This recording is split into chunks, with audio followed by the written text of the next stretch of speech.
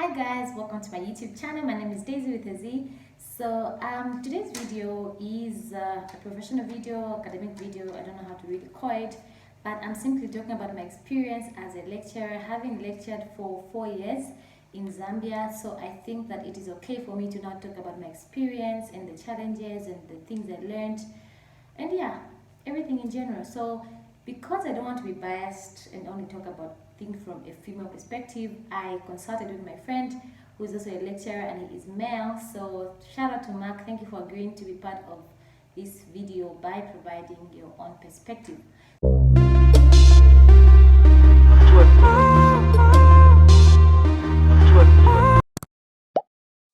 So the first thing I learned, as opposed to what people think and what people say, okay, I hear a lot of people comment on being a lecturer, on being in academia and whatnot. And one thing I constantly hear is the fact that, oh, so you're a lecturer, so it doesn't mean you're smart or intelligent. It has very little to do with how smart you are. I wrote my points down so that I don't leave out anything important. So number one is, lecturing has very little to do with how intelligent you are or how smart you are or how much content you think you have. It has everything to do with how elaborate you can be. So it has very little to do with I'm smart and what. You can have the data, but you do not know how to deliver the content. So those are two very different things. So number one, be elaborate and do not just depend on how intelligent or how smart you are. Number two, as a lecturer, you need to be tolerant. I have learned to be tolerant because you get to meet different people, interact with different people from different backgrounds, different characteristics, different personalities. You know, some people are annoying, some people think they know it all, some people are bossy and they're bullies. So for a person like me who's not so tall, not kind of small in stature, you find that it's possible that somebody will take advantage. So be tolerant in the sense that you need to understand that not everybody thinks the way you do. So being tolerant will help you get the job done without problems. The other thing is be respectful and polite. So you need to treat people as human beings and not necessarily as a means to an end. So we treat our students as clients. So it means that you need to be respectful. By respect in the Zambian context, I don't mean calling your students wa ndandani or ndanda or Mr. Nanani in class. No, it has everything to do with how you say things, not what you say really, but how you say it. The approach that you take when you're dealing with the students should be in a very respectful and polite manner. It is very, very important. You need to remember that there is life beyond the lecture hall, there is life beyond the classroom, so you need to treat people with respect. The other thing is you need to be punctual as a lecturer. Punctuality is very important because you need to set examples for your students and even just your fellow, your colleagues. So you need to be punctual because the danger of not being punctual is the fact that students will always come late for classes because they will know, okay, that person always comes late and whatnot. So ensure that you are punctual so that your students are also punctual for their classes. Also, when you're punctual, it means that you're going to utilize the allocated time for you to conduct your lectures without having to rush and actually leave out what is important for your students to get. So be punctual, keep time. The other thing is you need to dress well. Like guys, you need to dress well. I've discovered that I noticed that a lot of lecturers, a lot of those women, especially in academia, I don't know why we tend to be so boring. Like you're just careless, you just dress anyhow, because you want to look like you're brainy. There's nothing brainy about looking untidy. So you need to dress well, like look nice, look good. Because when you dress well, even your confidence levels are very high. Plus you motivate your students. Your students feel good, like okay, that lecturer looks nice, so let's go to class and see her. Not a lecturer who literally just provides visual pollution in class because of how no.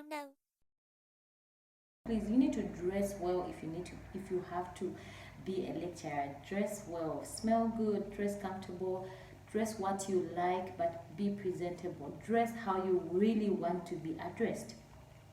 The other thing is you need to be up to date with information in terms of trending information and knowledge, because there is no way you as a lecturer, you are dataless about whatever is going on, current affairs.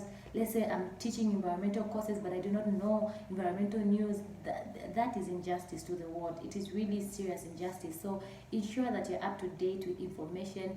Read papers, read books, read articles, listen to the news. Be up to date. Just be up to date. Very, very important. Then the other thing is, when you are lecturing, please avoid reading. Like, why would you go to a class and you're reading the whole time? You might as well just give us your book or your laptop, and then the notes we just read on our own and not come to your class. Please avoid reading. Ensure that you know your content. Know your content. Take time to read your content at home, in your office, so that when you go to class, your job is to explain and not to read. Do not read. Please explain. That is very, very important. Very important. The other thing is you need to find a way of assessing the degree of interest amongst your learners, and you need to know really the hill between what they know and what they do not know. You need to know how much they know and how much they need to know. So you need to be able to ask questions, random questions that will help you assess whether your student actually are far from knowing whatever you're teaching or are close by. So that's very important. The other thing is you need to research a lot. This is equally important and connected to what I said. You need to be up to date. So you need to do a lot of research, because knowledge does not intoxicate. So you need to keep updating yourself. Okay? So do a lot of research. The other thing is you don't have to mention the same name over and over in a lecture. Hey, John. John. Example. The other thing is, as a lecturer, you need to update your notes, guys. Like when I was at undergraduate, I noticed that there's some lecturers who used to repeat notes year in, year out, test papers year in, year out. That is injustice to the academic world. Please update your notes, change, make some moderations, do some adjustments, semester in, semester out. It is very important, because there are students who will say, oh, I cannot come to class because I already have her notes, I already have his notes. No. So don't be that predictable by your students. Please update your notes. It's very important. Do not be lazy. Very important. The other thing is please be very quick to listen and slow to act. It's okay to listen to grievances from your student. It's okay to listen to advice from your fellow lecturers, your colleagues. Please be a person that is able to learn, because we learn from those that have gone ahead of us. So some people will notice what you don't actually notice. So it's very important that you're always attentive to what people are actually able to say about you and your approach towards this job. The other thing is very important. Do not mix social relationships with professional relationships. What I mean is, in a classroom, if you have a certain relationship with a student, maybe that's your niece, your friend, your friend's friend, whatever, somebody you know, and in universities, we meet our age mates, so some of them could be our friends. Do not mix the social relationship with a professional or academic relationship. Those are two very, very different things. So keep it professional at work or in the classroom, in the lecture hall, and socialize outside of that. So that is very important. The other thing is, how do you handle crushes? Somebody's crushing on you, somebody likes you, you're a male lecturer, you're a female lecturer, a student likes you, a student keeps telling you, I like you, I love you, what. Please be very diplomatic about it. It can be very annoying. Out of experience, it is very, very surprising. Actually, like, how does someone have the courage to say that? But it's okay to be diplomatic about it. Just ignore the messages, ignore the calls, but don't take it too personal and actually maybe mistreat or affect how you treat that student in the classroom. So just be diplomatic about it. There are many ways to actually do this, but it actually happens in real life. There will be crushes. Yeah. The other thing is, please do not be boring. Do not be boring during your lectures. Joke, say something funny, Don't be too serious. don't be too serious and don't be too straight up. Just try to mix and balance whilst you are doing your lectures, because students will sleep. So try to joke around here and there. Don't be too boring. You will thank me later. Don't be boring. Crack some jokes. Try to be funny. The other important thing is be approachable. I have really seen from those that I have worked with in the past, there's some people who are not approachable at all. Students fear them. They can't approach them for problems. They can't approach them for clarification. Please be approachable, because there is life beyond the lecture hall. And people learn at different levels, at different rates. So be approachable. Let students be able to approach you and ask you, and also just relate with you outside the classroom. Of course, academically, but just be approachable. Don't be too serious. Yes, miss, whatever, don't talk to me unless no, just be humble. Humility is very important. Humility is very, very important in this life. The last thing that I want to talk about is how do you respond to nonsensical questions or comments in class. Of course, you might ask a question in class and then a student raises their hand or answers the question in a wrong way and maybe a funny way, and everybody laughs. It's okay to laugh, it's natural. You can all laugh, but after the laughter is done, after everybody's settled, please try and reassure the person who's answered to say their answer is not as nonsensical as it seems or it actually really is. But just try to reassure them to say they are making good progress, and just affirm their efforts. It's very important to do that, because some people are easily discouraged, so you don't want to do that to your students. Last and final thing is, please be authoritative. You need to be authoritative in your classroom.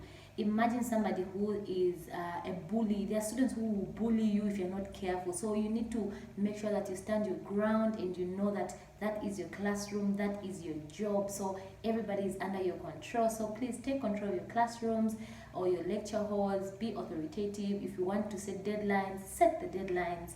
Don't let students, okay, no, me, that. Be authoritative. It's very important. Let your students not enter in your skin. It is very, very embarrassing. So please do that. The last and final thing, I know that I said that was the last, but this is the final thing. Please use visual aid. By visual aid, I mean either draw something, use PowerPoint. Do not just go to a classroom boring. You don't write anything on the board. I'm not saying write notes, but try to illustrate something. Try to use some visual aid. It's very important, because some people learn more by seeing than by hearing. Thank you so much for taking time off to watch this video. Please like, share, and subscribe to my channel. And please do let me know in the comment section what you'd want me to tackle in my next video or any other time.